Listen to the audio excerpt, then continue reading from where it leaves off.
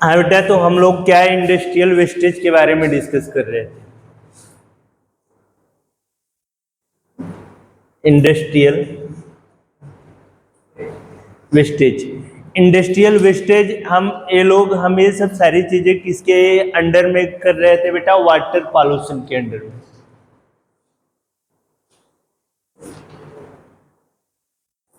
किसके अंडर में कर रहे थे बच्चे? वाटर पॉल्यूशन के। और ये जान रहे हो कि इंडस्ट्री में जितने भी केमिकल्स यूज होते हैं क्लीनिंग के लिए या फिर जब उनका जो मदर लिक्विड होता है,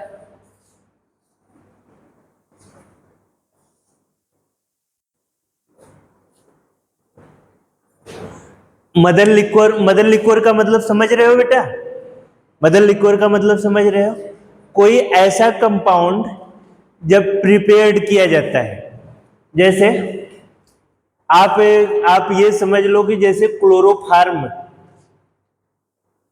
क्लोरोफार्म ये टॉक्सिसिटी गैस है बेटा, और इसका यूज जब हम मेडिकल क्षेत्र में करते हैं लोगों को बेहोश करने में। किस में करते हैं बेटा? बेहोश करने में, ताकि जब ऑपरेशन वगैरह होता है तो उस समय जो इंजेक्शन का डोज लगता है तो कहीं न कहीं उसका निश्चेतक के रूप में इसका यूज किया जाता है क्लोरोफार्म का। तो ये क्या होता है बेटा, जब ये तैयार किया जाता है और तैयार करने के बाद आप लोग सेंट्रीफ्यूज के बारे में जानते होंगे। सेंट्रीफ्यूज यहाँ छोटा सा होगा, अगर केमिस्ट्री के लिए प्रैक्टिकल आप लोगों को कराया गया होगा तो सेंट्रीफ्यूगेशन कराया गया होगा। सेंट्रीफ्यूगेशन। अब सेंट्रीफ्यूगेशन क्या होता है बेटा? एक छोटा सा बॉक्स होता है बेटा, नीचे व्हील लगी होती है और इसमें क्या करते हैं, इसमें केमिकल्स को भर देते हैं और इधर ये एक ड्रेनेज पाइप लगी होती है बेटा, जो लिक्विड होता है। क्या होता है बेटा? जो लिक्विड होता है, ये लिक्विड इधर आ जाता है और जो सॉलिड चीज होती है वो इसी में बच जाता है। समझ गए ना बेटा? और इसके द्वारा जो निकला हुआ ये लिक्विड हुआ, इसी को मदर लिक्विड बोलते हैं। समझ में आ गया कि मदर लिक्विड क्या होता है? ये इसी को मदर लिक्विड कहते हैं बेटा। और इसमें खास तौर से आयोडीन की और एल्कोहल की और तमाम तरीके के जो सॉल्वेंट्स होते हैं उनकी अशुद्धियां पाई जाती हैं। उनकी क्या पाई जाती है बेटा? इम्प्योरिटीज पाई जाती है।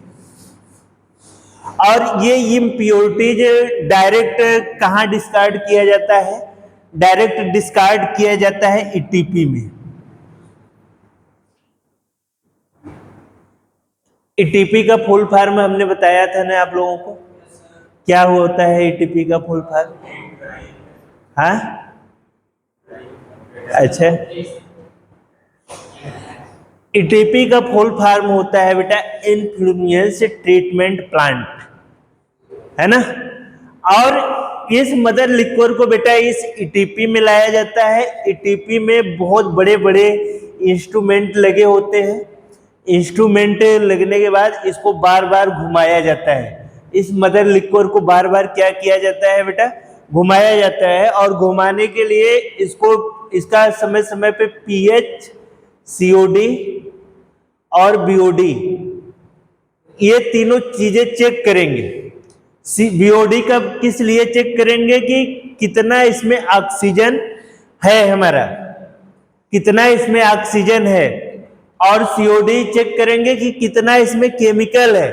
और फिर पीएच ये इसलिए चेक करेंगे कि जो वाटर हम इसको दूसरी जगह पे ओशियन में डिस्कार्ड करेंगे या किसी रिवर में डिस्कार्ड करेंगे तो उसका पीएच 7 से बिलो है कि 7 की अप्रोक्सीमेट है, कितना है। ये सब चेक करने के बाद बेटा तब जा करके हम क्या करेंगे? वाटर को डिस्कार्ड करेंगे। अगर इसका पीएच 7 होगा तो न्यूट्रलाइज करके पूरी तरीके से। और सीओडी और भी आपका क्वेश्चन ये रहेगा कि सर सीओडी और बीओडी चेक करने की क्या जरूरत है? तो सीओडी और बीओडी चेक करने की बच्चे ये जरूरत है कि उसमें जो छोटे छोटे जीव रहते हैं, जैसे मछलियां हो गई, घड़ियाल हो गए, और केकड़े हो गए, कछुए हो गए, इन लोगों को भी तो बेटा सरवाइव करने के लिए ऑक्सीजन की आवश्यकता पड़ती है कि नहीं पड़ती है? तो उससे हम क्या करेंगे, यहाँ पे बायोलॉजिकल, बायोलॉजिकल मतलब जीव, ऑक्सीजन मतलब जो हम हवा ले रहे हैं, डिमांड कितने, आप किसी भी जीव को सरवाइव करने के लिए कितने परसेंट ऑक्सीजन की जरूरत पड़ती है, दैट मीन्स बीओडी। ठीक है बेटा। फिर उसके बाद कोई वाटर है, उसमें हम ये चेक कर रहे हैं कि कितना परसेंट इसमें केमिकल है, कहीं जो केमिकल है वो ऑक्सीजन के ऊपर हावी तो नहीं पड़ रहा है। मृदुल शुक्ला श्रीवास्तव, बहुत गलत हैबिट्स तुम्हारी बन रही है ना। ये तो बोलने में हेजिटाते हो बार बार, और दिमाग तुम्हारा इधर न होकर के उधर है। क्या देख रहे हो उधर? मैं क्या बताया, जरा खड़े होकर के बताना जरा, तो बताओ सीओडी की जरूरत क्या क्यों पड़ती है? हाँ,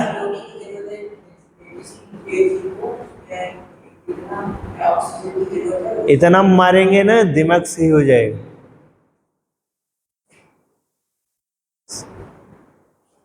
सारी बेवकूफी छोड़ करके पढ़ाई में रखो, नहीं तो फिर दिक्कत हो जाएगी। इन लोगों के लिए सिंगल पैटर्न है, तुम्हारे लिए डबल पैटर्न है।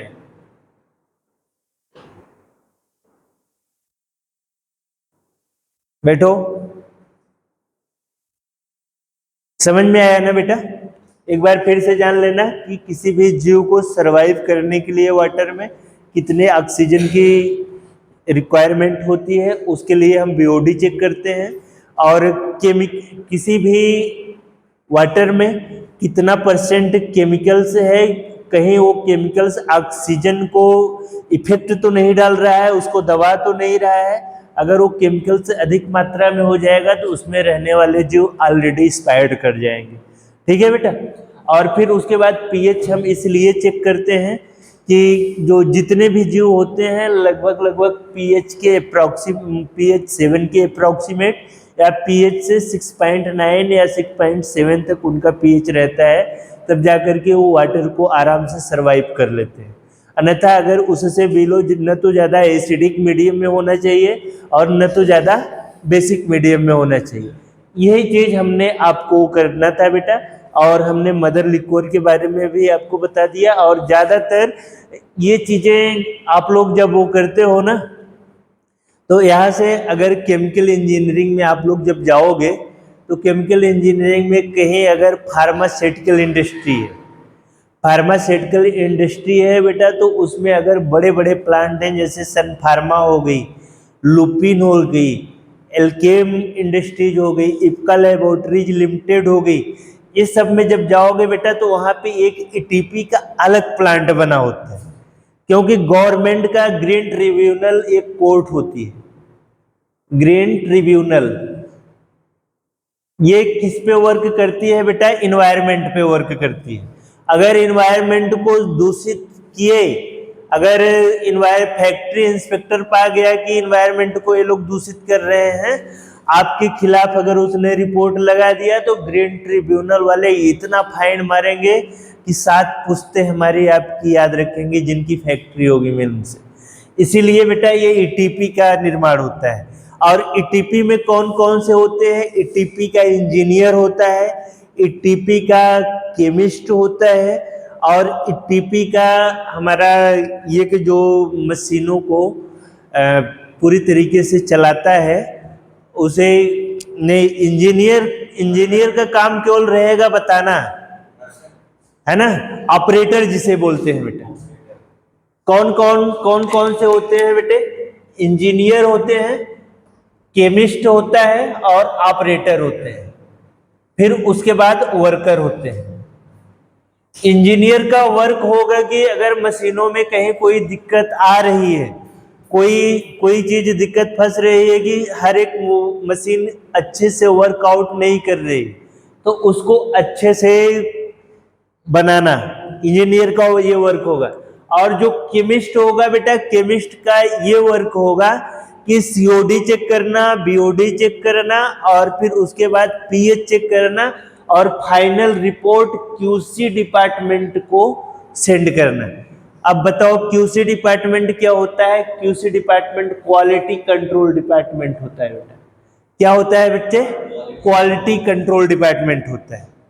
ये सब सारी चीजें आप लोग पढ़ने के बाद बनोगे, है ना। फिर ऑपरेटर क्या करेगा? जब सारी चीज ओके हो जाएगी तो ऑपरेटर चेक करेगा कि ये हमारी रनिंग जो न्यूट्रलाइजेशन की 12 आवर्स मेंटेन रहेगा कि 24 आवर्स मेंटेन रहेगा, कितना आवर्स मेंटेन रहेगा। फिर उसके बाद वाटर को डिस्कार्ड कर दिया जाता है, नीचे रेसिड्यू बच जाता है बेटा। नीचे क्या बच जाता है? रेसिड्यू। उस रेसिड्यू को लोग रिसाइकिल करके उसका कहीं कहीं पर खाद फर्टिलाइजर बनाते हैं, कहीं कहीं पर डामर में कन्वर्ट कर देते हैं उसको मिक्सिंग करके। तो सबका अलग अलग, ये सब कौन करवाएगा? केमिकल इंजीनियर जो रहेगा, रेसिड्यू को वो सेंड करवा देगा दूसरे प्लांट में। तो इस तरीके से इसका वो होता है बेटा। और लास्ट में जो हमारा बचेगा वो हम कहाँ पे डिस्कार्ड कर देंगे बेटा? हमारे नज़दीक समुद्री एरिया रहेगी तो समुद्र में इस वाटर को डिस्कार्ड कर देंगे। अगर रिवर रहेगा तो उधर डिस्कार्ड कर देंगे, नहीं तो अगर कैनाल रहेगी, बड़ी नहरें होंगी तो उसमें डिस्कार्ड कर देंगे। समझ में आ गया आप लोगों को इतनी चीजें? अब नेक्स्ट इसमें लिख लिए थे कि नहीं लिख लिए थे बेटा कुछ? अब नेक्स्ट हेडिंग रखना बेटा, कृषि अपशिष्ट, एग्रीकल्चरल वेस्टेज। नेक्स्ट हेडिंग करना बेटा, एग्रीकल्चरल वेस्टेज। अब ये चीजें कहोगे कि सर आपको कैसे पता चलती है? ये चीजें आपके बुक में नहीं है, ये चीजें मैंने की हैं इसलिए मैं आपको बता पा रहा हूँ। अगर मुझे नहीं नॉलेज होता तो शायद मैं आपको इतना डीपली नहीं बता पाता, है ना बेटा। तो ये जितने भी प्लांट होते हैं सबको हैंडल करने के लिए बेटा, मशीनों को हैंडल करने के लिए ऑपरेटर लगता है, और उसको किस तरीके से हैंडल करना है इंजीनियर लगता है, उसकी रीडिंग को सीओडी बीओडी को केमिकल्स में कैसे वो करना है, क्या क्या नोट डाउन करना है वो केमिस्ट करेगा, और जो उसके रेसिडुअल को ये वन प्लेस से टू अनदर प्लेस करना है वो कौन करेंगे बेटा? वर्कर करेंगे। ठीक है, तो सबके अलग अलग अपने क्या बच्चे हैं बेटे? वर्क है। हमें लास्ट में करना है बेटा एग्रीकल्चरल वेस्टेज, जिसे क्या बोलेंगे बेटा हिंदी में? कृषि। और वेस्टेज को क्या बोलते हैं? विशिष्ट। कृषि विशिष्ट, सॉरी यार, अपशिष्ट। कृषि अपशिष्ट, ठीक है ना बेटा? कृषि अपशिष्ट। अब ये हमें ध्यान रखना है कि कृषि अपशिष्ट क्या होता है। आप देखते हो कि प्रेजेंट टाइम में जो चीजें चल रही हैं, सबसे पहले हम फर्स्ट से लेके चल रहे हैं। कृषि ऐसे अपशिष्ट वो होते हैं बेटा, कभी कभी आप ये देखते हो कि हम अपने खेतों में अधिक प्रोडक्शन, जो हमारी फील्ड होती है, जो खेत होता है हमारा, उसमें मतलब बहुत अधिक मात्रा में, लार्ज अमाउंट में प्रोडक्शन करने के लिए हम क्या करते हैं? कोई भी फर्टिलाइजर का यूज कर लेते हैं। क्या? किसी भी फर्टिलाइजर का यूज कर लेते हैं। लेकिन हमें अपने खेतों को, अपने वाटर, अपने सॉइल फर्टिलिटी को बचाने के लिए हमें ज्यादातर कैसे नेचुरल फर्टिलाइजर का यूज करना चाहिए बेटा? अब कहोगे कि सर नेचुरल फर्टिलाइजर क्या होता है? गोबर की खाद और नीम की जो खादें होती, नीम समझ रहे हो ना बेटा? हाँ, जो नीमकोड़, जो आपका फूलपुर में इफ्को संयंत्र से तैयार होता है, और उसमें भी बेटा ये ध्यान रखना है कि उसमें भी हड्डियों की चूड़, जैसे यूरिया होता है, यूरिया कैसे तैयार की जाती है? हड्डियों के चूड़ के द्वारा, वही ना। और उसमें फिर बहुत अधिक मात्रा में नाइट्रोजन भी मिला देते हैं, NH2CO NH2। हाँ गिरी सर, ठीक ठीक है बेटा, NH2CONH2।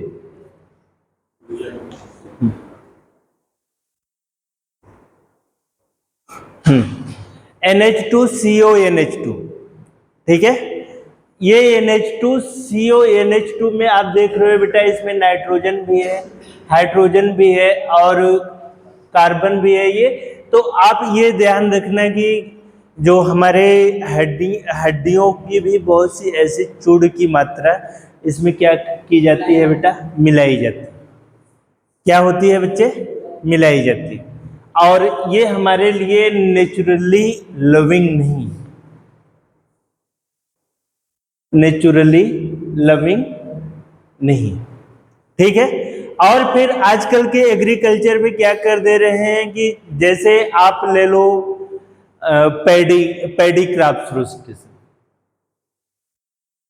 मतलब धान की जो खेती हो रही है बेटे, किसकी बेटा, धान की जो खेती हो रही है, धान की खेती होने, धान की खेती होने के साथ साथ, धान की खेती होने के साथ साथ क्या कर रहे हैं, हमारे पास ऐसे ऐसे इंस्ट्रूमेंट आ गए हैं कि उसकी ऊपर की जो क्रॉप्स है, जो अनाज है, उसको क्या कर ले रहे हैं, कटिंग करके, और उसके नीचे वाले पार्ट्स को खेत में ही जला दे रहे हैं। उससे हमारा एनवायरनमेंट क्या हो रहा है बेटा, दूषित हो रहा है। और उससे जो हमारा क्या हो रहा है, एग्रीकल्चर वेस्टेज भी हो रहा है। पहले के टाइम में बेटे जो पुआल वगैरह होते थे, उसको सड़ा करके रिसाइकिल करके उसका पेपर बनाया जाता है ना। उसका क्या बनाया जाता था बेटा, पेपर बनाया जाता था, ठीक है। उसका पेपर बनाया जाता था, फिर उसके बाद उसको क्या करते थे, न्यूज़पेपर के माध्यम से, और छोटे, और उस समय भी आप देखते थे कि कापी 5 रुपए की, 2 रुपए की, 3 रुपए की, इस तरीके से कापियां मिलती थी। लेकिन अब इसी कॉपी की कीमत कितनी हो गई है, 20 रुपए।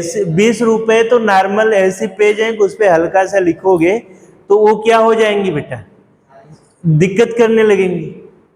क्या करने लगेंगे, दिक्कत करने लगेंगे। तो इस सब तरीकों से बेटा हम कैसे इस पे पार पा पाएंगे कि ये चीजें एकदम सही रहे, ये चीजें हमें, तो हमें इसको रोकना होगा। हैक करिए, लिखिए बेटा, लिखिए, कृषि जल प्रदूषण,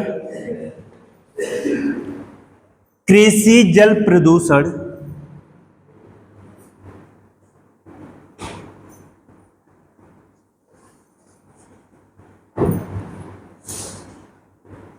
एग्रीकल्चरल वाटर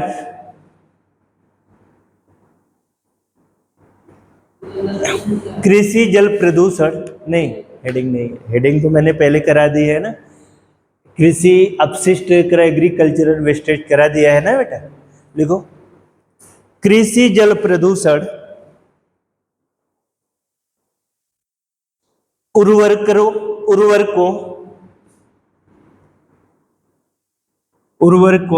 मीन्स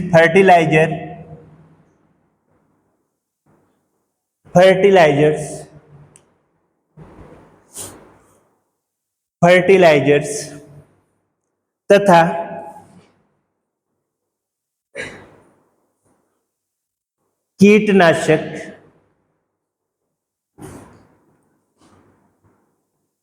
कीटनाशक इंग्लिश में बोलते हैं बेटा पेस्टिसाइड, कीटनाशक तथा कृषि पशुओं के अपशिष्ट,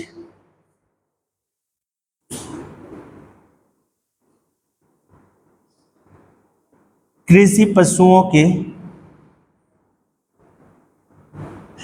अपशिष्ट, कृषि पशुओं के अपशिष्ट, कृषि पशुओं के अपशिष्ट प्रायः प्राय जल प्रदूषण के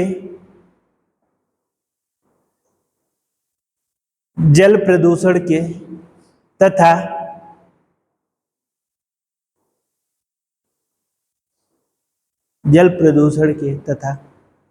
वायु प्रदूषण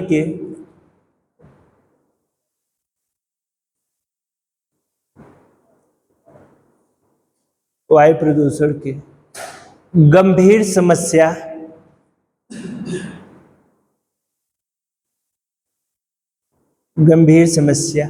बनी हुई है।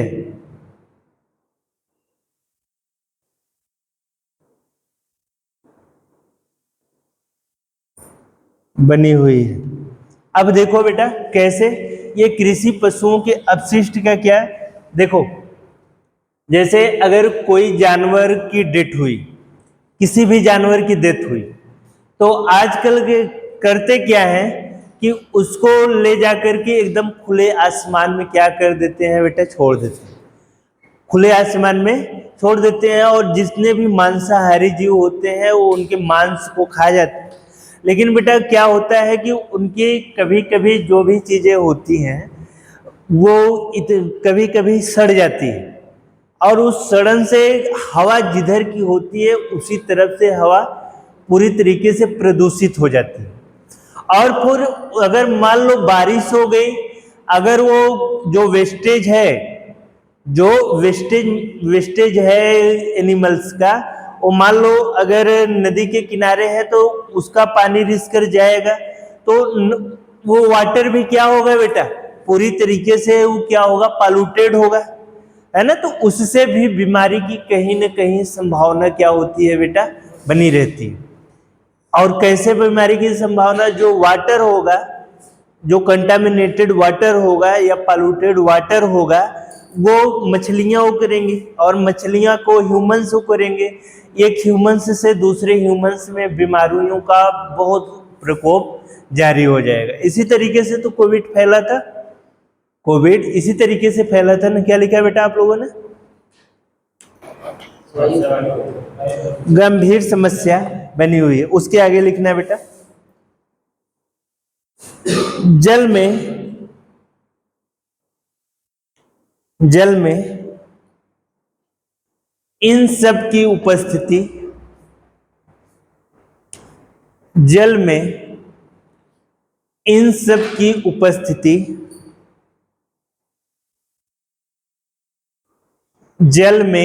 सब की उपस्थिति मनुष्य के लिए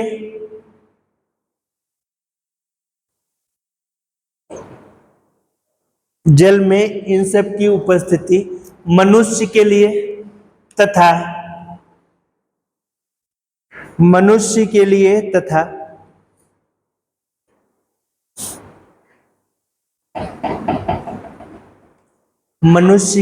तथा अन्य जानवरों, अन्य जीव जंतुओं के लिए गंभीर समस्या बनी हुई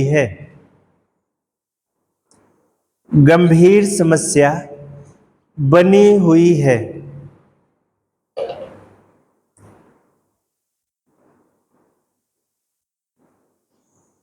नेक्स्ट हेडिंग डालना बेटा, radioactive waste.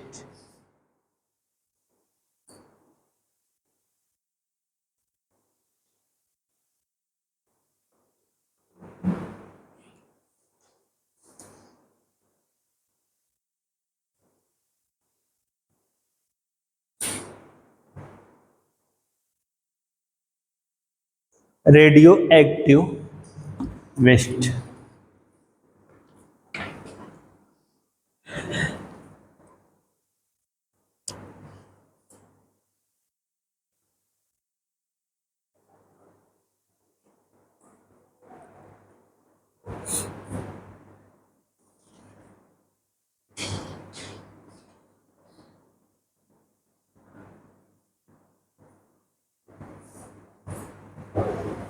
Radioactive में बेटा इसका जो मोस्ट इंपॉर्टेंट एग्जाम्पल्स है आप लोगों में दिया जाता है यूरेनियम का। किसका दिया जाता है बेटा, यूरेनियम।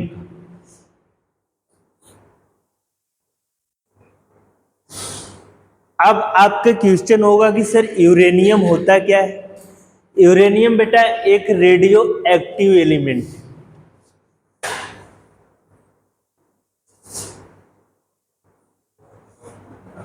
ठीक है बेटा, क्या है? एक रेडियो एक्टिव एलिमेंट है। और ये एलिमेंट क्या करता है, यूज क्या होता है बेटे? यूज क्या होता है इसका? वेपन्स बनाने में। किसका क्या यूज करते हैं बेटा इसका? वेपन्स बनाने में, और एटम्स बम खास तौर से बनाने में, है ना बेटा? ठीक है। और वो यूरेनियम क्या होता है? यूरेनियम 92-235 होता है। क्या होता है बेटा?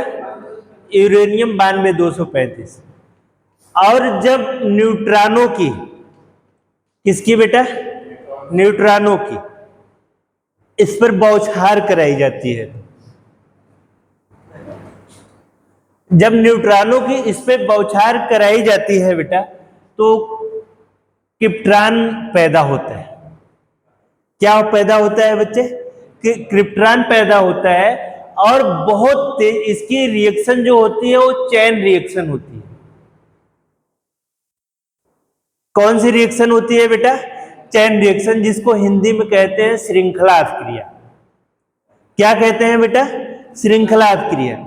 और ये इसलिए एटम्स बम इसलिए घातक होता है कि क्योंकि उसके एक बार कोई चेन में अगर वो लगा तो उसके चेन को तोड़ना इम्पॉसिबल हो जाता है ना? उसके चेन को तोड़ना इम्पॉसिबल हो जाता है। और ये घटना एटम्स बम की सबसे पहले अमेरिका ने नागासाकी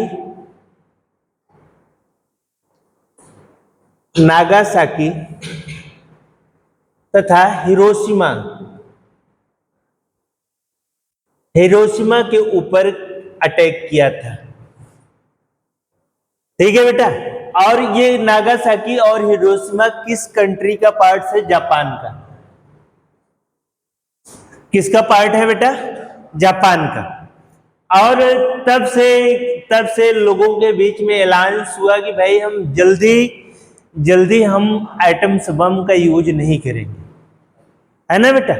आज भी नागासाकी और हिरोशिमा को सनराइज के नाम से जाना जाता है,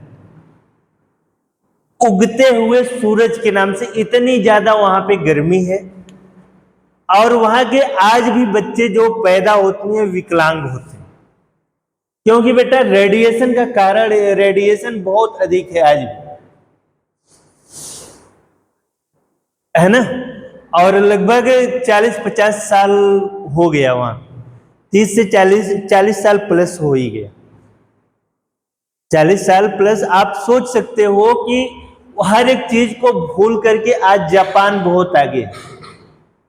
लेकिन न तो जापान की अपनी आर्मी है, न तो उसका कोई अपना डिफेंस डिपार्टमेंट है। अमेरिका ने पूरी जिम्मेदारी लिया है कि अगर आपके ऊपर किसी ने अटैक किया या किसी ने कुछ किया तो वो समझ लीजिए कि अमेरिका के ऊपर किया। मतलब कोई भी देश जापान के ऊपर अटैक नहीं कर सकता है। ये सब पूरी सुरक्षा, चाहे जल की हो, चाहे थल की हो, चाहे नभ की हो, पूरा किसने ले रखा है? अमेरिका ने ले रखा है इसका।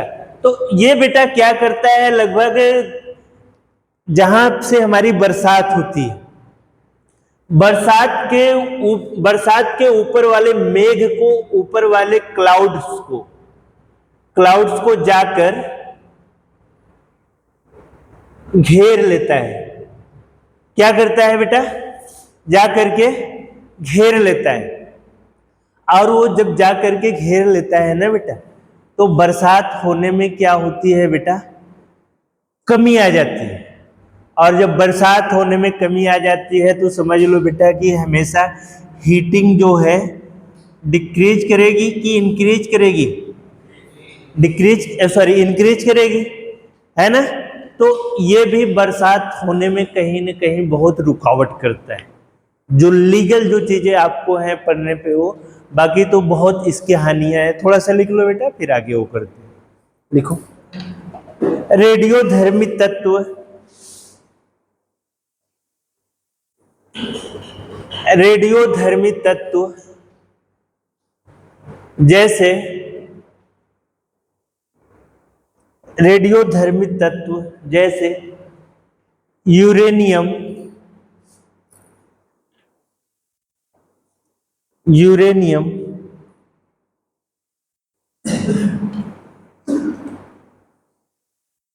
तथा तथा रेडियम, रेडियम एंड यूरेनियम,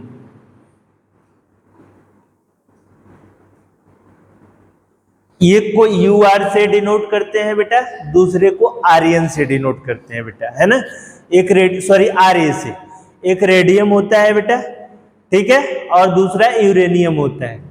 और उस तरीके से बहुत है बेटा, स्टेटिन भी हमारा है ना।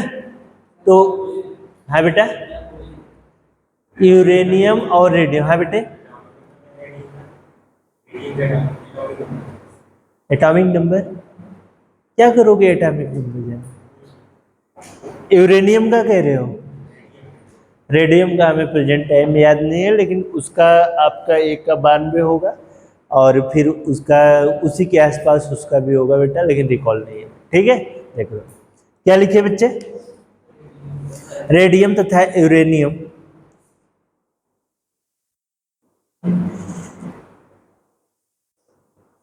इसके विघटन के परिणाम स्वरूप,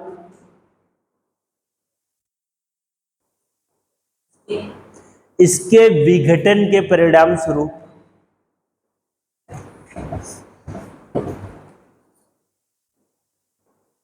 इसके विघटन के परिणाम स्वरूप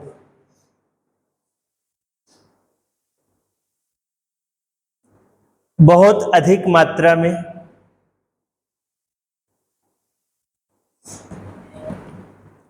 इसके विघटन के परिणाम स्वरूप बहुत अधिक मात्रा में ऊर्जा ऊर्जा तथा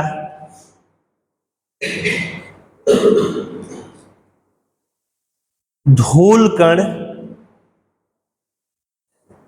धूल कण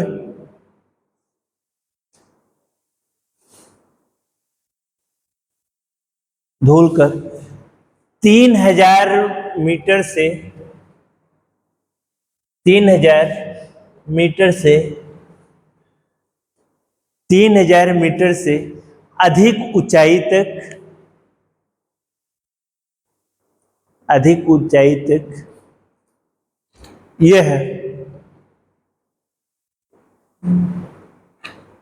यह विनाशकारी होता है, तथा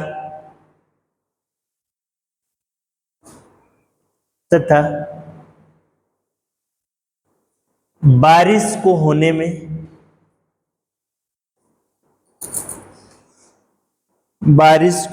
में बाधा पहुंचाता है, बारिश को होने में बाधा पहुंचाता है।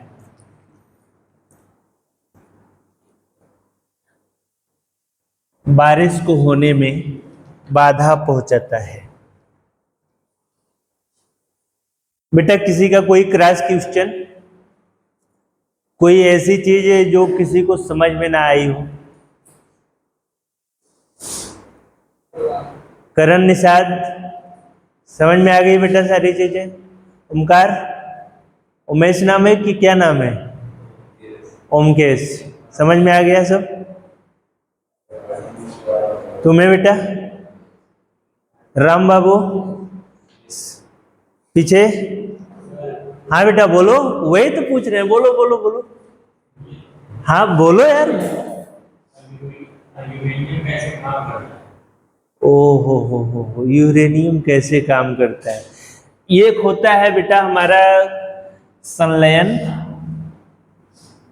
और दूसरा होता है बेटा विखंडन।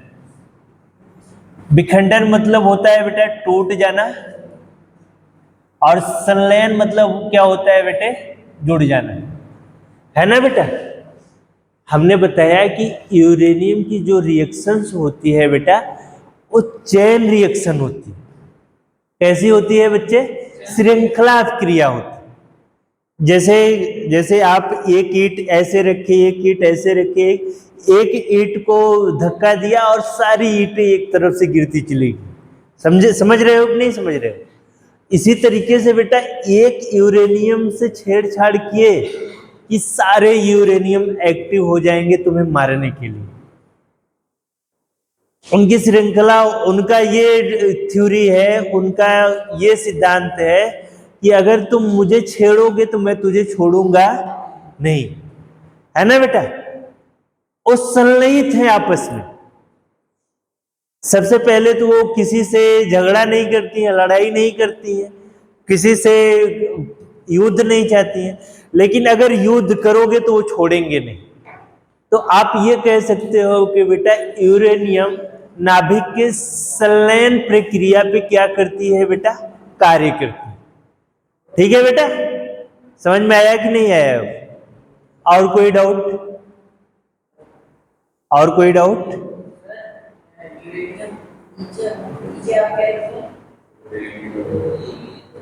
कहाँ पे विखंडन है,